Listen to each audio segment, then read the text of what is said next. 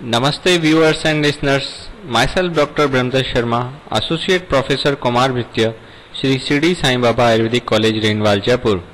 Today we are discussing glomerulonephritis, a disease related to nephron and its inflammation.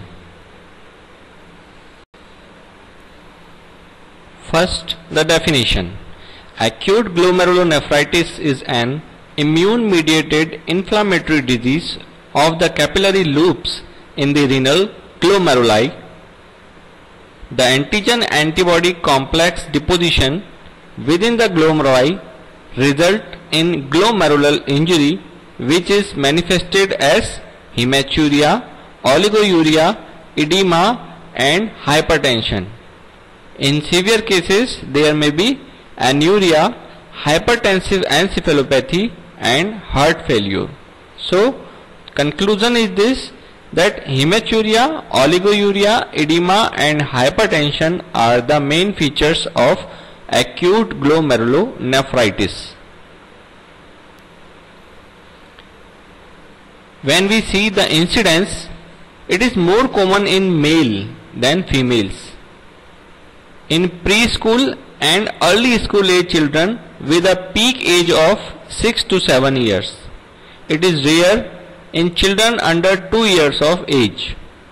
On average, responsible for 2 to 4% of pediatric admission in India. It's account for about 90% of renal disease in childhood. When we see its etiology, first one is post-infectious cause, in which bacterial cause, group A, beta hemolyticus streptococci type 12 is most common type of acute post-streptococcal glomerulonephritis. Streptococcus pneumonia, Neisseria, Salmonella and Leptospira are common bacterial infection in this. In viral infection, hepatitis B, hepatitis C, cytomegalovirus, Epstein-Barr virus and varicella. In protozoa, there is Plasmodium malariae, Plasmodium falciparum, Toxoplasma gonorrhoeae and filaria is common. Some sepsis of shunt and infective endocarditis is also post-infectious cause of glomerulonephritis. When we see at the glomerular level, there is many etiology like focal segmental glomerulonephritis, minimal change disorders like nephrotic syndrome, rapid progressive glomerulonephritis, mesangial proliferative glomerulonephritis, that is IgA nephropathy is most important cause, membranous glomerulonephritis like IgG nephropathy, membranoproliferative glomerulonephritis, mesangiocapillary glomerulonephritis and some other collagen vasculitis disorders like SLE, systemic lupus erythematosus, Goodpasture syndrome, Henoch-Schönlein purpura, polyangiitis, Wenger's disease and sickle cell nephropathy is also a cause of glomerulonephritis. Some other cause like malignancy, eclampsia, penicillamine, familial glomerulopathy, diabetes and in other cases of high blood pressure, this is most common. Pathogenesis. This is the important slide. First one, infection of streptococci. So there is antigen antibody reaction. So formation of immune complexes. Then activation of complement requirements like C3, C4 of leukocytes. Then there is inflammation and generation of cytokines, proliferatives. So there is two paths. One path is for hematuria.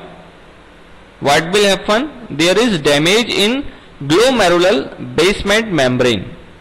So blood indicators leakage from this and there is presence of RBC cast, protein and blood in urine.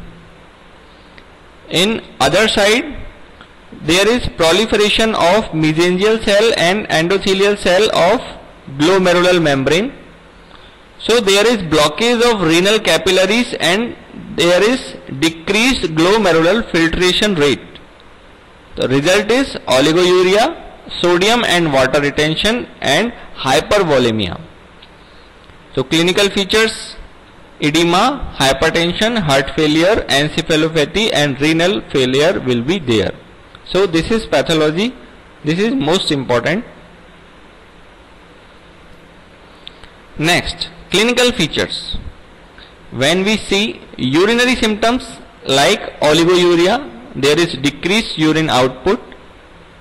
Urine color is bloody, browny, smoky, or we can say cola color urine. This is most important feature. Edema, periorbital edema or puffiness in the morning, may appear only as rapid weight gain, may be generalized and influenced by posture. Hypertension, the main feature, present in over 50% of the patients. Onset in first 4 to 5 days of illness, and later hypertensive encephalopathy like loss of consciousness, headache, vomiting, etc. Other clinical features like malaise, mild headache, anorexia, vomiting, abdominal pain, mainly flank pain means side pain, pallor, irritability, lethargy, dysuria, fever, and last is acute renal failure. I tried to show these clinical features in this picture.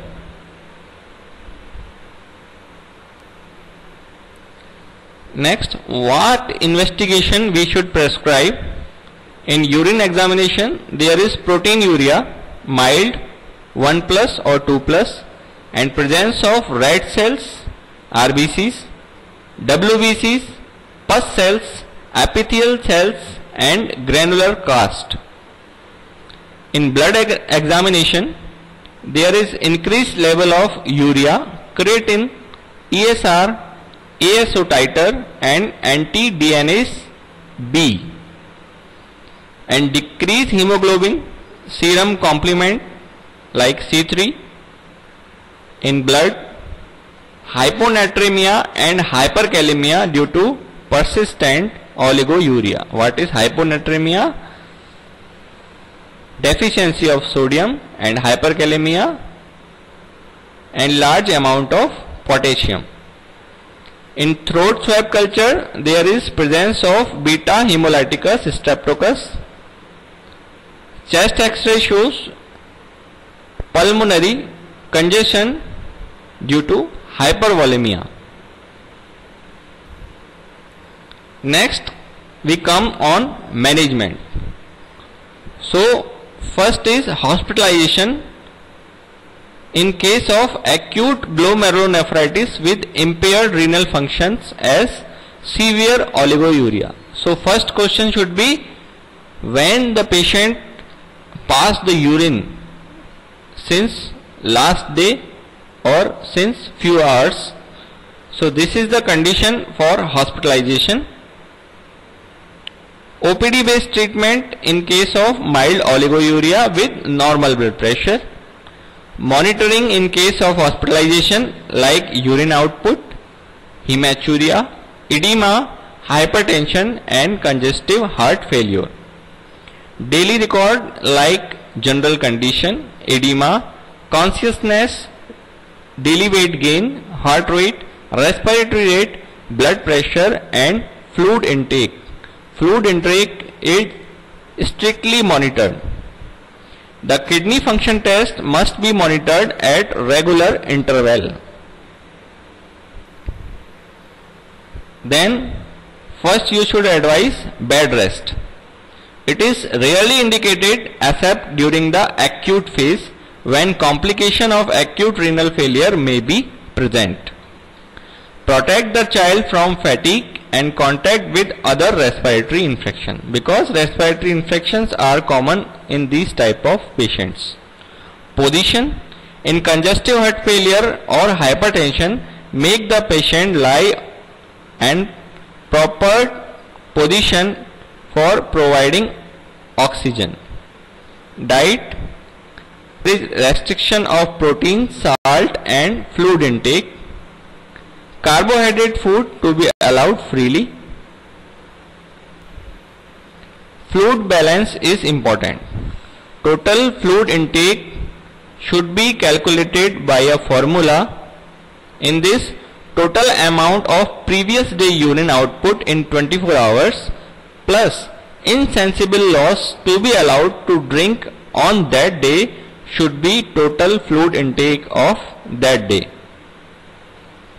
Sodium and water restriction is useful when the output is significantly reduced, that is less than 2 to 3 dl per 24 hours.